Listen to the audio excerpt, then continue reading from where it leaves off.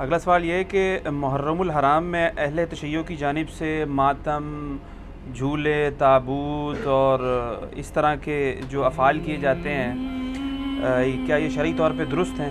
کوئی شریعت سے اس کا تعلق نہیں، سب کی سب بدعات ہیں، دین کے اندر ایگزیجریشن کی گئی ہے، اور اس سے بھی آگے بڑھ چکے ہیں اب تو زنجیر زنی اور چھریاں مارنے تک بات آ چکی ہے۔ حالانکہ مفتی اعظم جو ہیں ایران کے خامنائی صاحب، ان کا فتویٰ ہے کہ یہ حرام ہے چھری مارنا اپنے آپ کو۔ لیکن آپ پتہ ہے انڈیا، پاکستان، بنگلہ دیش میں جو شیعہ ہیں، یہ تو شیعہ ہے ہی نہیں ہے، یہ تو ذاکرین کے فالورز ہیں، کوئی علمی شغف ان کا ہے نہیں ہے۔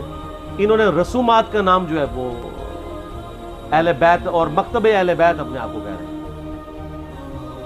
مولانا اسحاق صاحب رحمہ اللہ تعالی، جن کی بڑی ایکسپرٹیز تھی اس فیلڈ میں، انہوں نے باقاعدہ شیعہ کی فقہ کی کتابوں سے بتایا کہ ماتم کرنا حرام ہے۔ وہ آج کے علماء کی لکھی نہیں، پرانی ہے۔ یہ بدعات ہیں جو انہوں نے داخل کی ہیں، جیسا کہ کئی بدعات اہل سنت کے ہاں بھی داخل ہو گئی۔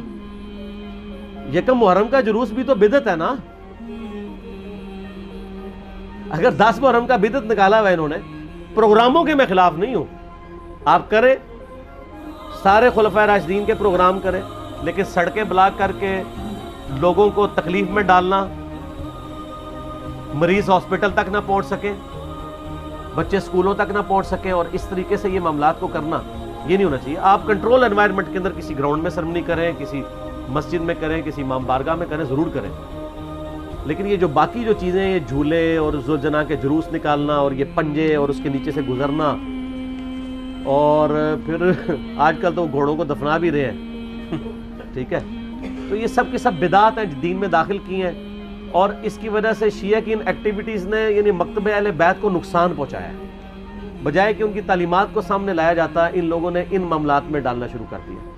ماتم بھی بالکل حرام ہے۔ میں نے یوٹیوب پہ میرا کلپ آلموسٹ 20 لاکھ کے قریب لوگ دیکھ چکے ہیں، ماتم کے حق میں شیعہ کے 3 دلائل، میں نے اس کا جواب دیا، اور اس میں جو ایک ٹاپ آف دا لسٹ یہ پیش کرتے ہیں، میں حصول برکت کے لیے عرض کر دیتا ہوں۔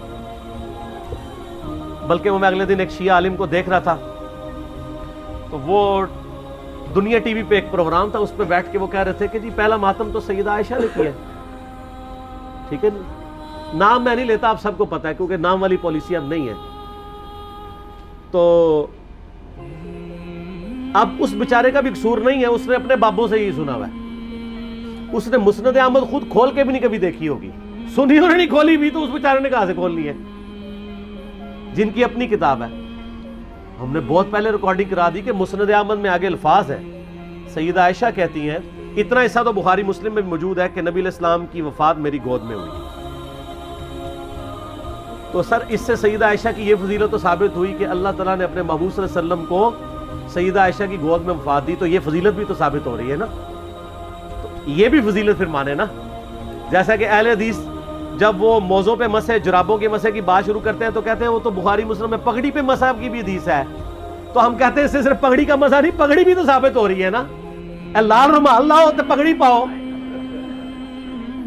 تو شیعہ جب کہتے ہیں کہ سیدہ عائشہ کی گود میں نبی علیہ السلام کی وفات ہوئی، تو سیدہ عائشہ کی تو فضیلت ثابت ہو رہی ہے۔ پھر وہ بخاری میں واقعہ بھی ہے مسواک والا۔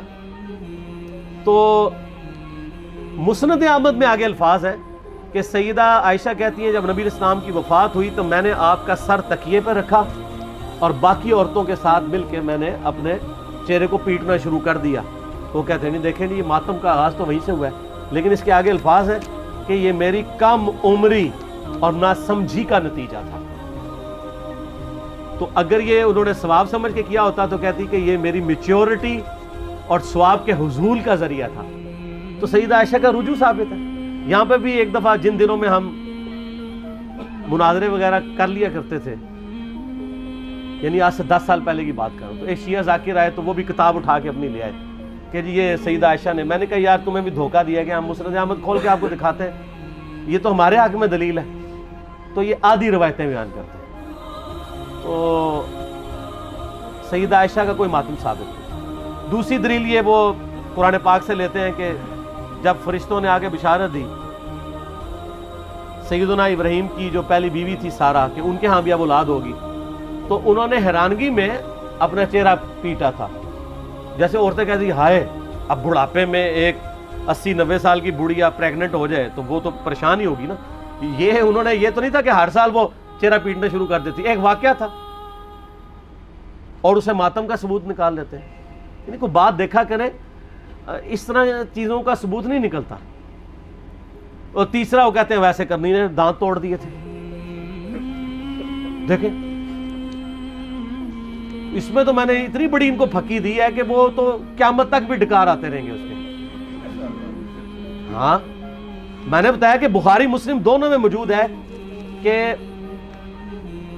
سہل ابن سعد السعدی رضی اللہ تعالیٰ عنہ کہتے ہیں کہ اللہ کی قسم میں جانتا ہوں کہ غزوہ احد کے موقع پہ جب نبی صلی اللہ علیہ وسلم کے دانت شہید ہوئے تھے اور آپ کا خون نہیں رک رہا تھا تو کس نے نبی علیہ السلام کے زخم کو دھویا تھا اور کس نے مرہم پٹی کی تھی.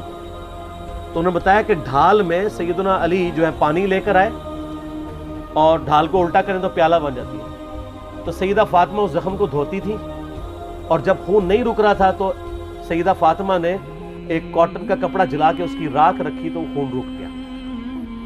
یہ سہل ابن سعد السعدی آل امیہ کے دور میں سیدنا علی کی فضیلت بیان کیا کرتے تھے بخاری مسلم میں, قسمیں اٹھا اٹھا کے, کیونکہ حج کے موقع پہ لوگ ان کو آ کے ملتے تھے کہ اب چند ایک صحابہ زندہ رہ گئے, ان میں سے ایک ہی ہے.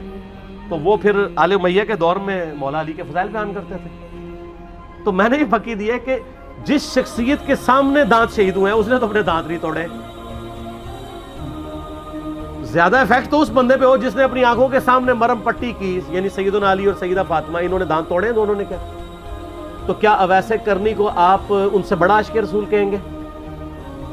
تو اپنے ایمان کی فکر کریں. یہ تو ویسے کرنی اس تصور سے خود بھی کانپ اٹھیں گے. المستدرک حاکم میں موجود ہے کہ سیدنا ویسے کرنی رحمہ اللہ تعالی جنگ صفین کے موقع پر مولا علی کے پاس آئے, ان کے ہاتھوں پہ بیعت کی اور معاویہ بن ابی سفیان کے خلاف لڑتے ہوئے شہید ہوئے ہیں مولا علی کی طرف سے. یہ المستدرک حاکم میں موجود ہے. تو جو شخص خود علی کا مرید ہے اس کو آپ جو ہے وہ علی سے بڑا عاشق رسول ثابت کریں گے؟ جعلی واقعات ہیں.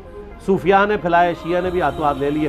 اس سے بڑی بات پھر کہنا شروع کر دیا کہ جناب کیلا ویسے کرنے کے لیے نازل ہوا. اور ظالموں, وہ کیلے کا ذکر قرآن میں موجود ہے. کیلا پہلے دا ہے. اللہ دے بندیو ابھی گپے مشہور کی ہوئی ہیں.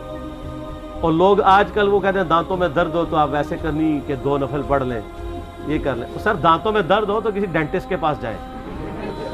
ہو سکتا ہے اندر سے کوئی ہاڑ کھائی گئی ہو, آپ کی کوئی کیڑا لگ گیا ہو, کوئی صفائی کروائیں, کوئی اس کی آپ روٹ کنال کرنی ہو سکتا ہے اس کی کیپنگ ہو.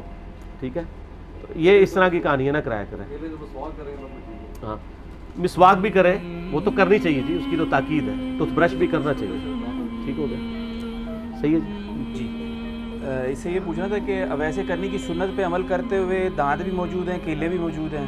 ہاں جی, کیا مطلب؟ اگر ویسے کرنی کی سنت پہ عمل کیا جائے ہاں پاسبل ہے. ہاں بالکل صحیح بات ہے. یہ مشورہ دے رہے ہیں کہ جو ویسے کرنے کی دلیل لیتے ہیں وہ ان کے دانت توڑیں اپنے, کیلے ان کے لیے موجود ہیں. بالکل ٹھیک. ایک حوالہ بتا دوں یہ علمی لوگوں کے لیے. یہ ایک شیعہ بھائی ہیں نادر زبیری نام کے, rivalikalislam.com کی ویب سائٹ ہے.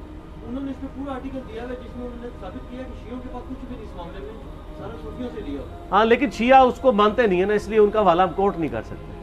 نادر کو وہ کوٹ ہی نہیں کریں گے. جس طرح ڈکو صاحب کا ہم حوالہ دیں, وہ کہتے ہیں ڈکو تو وابی ہے, وہ کہتے ہیں وابی شیعہ ہے. تو شیعہ کو وہی حوالہ دینا ہوگا جس کو وہ اون کرتے ہو.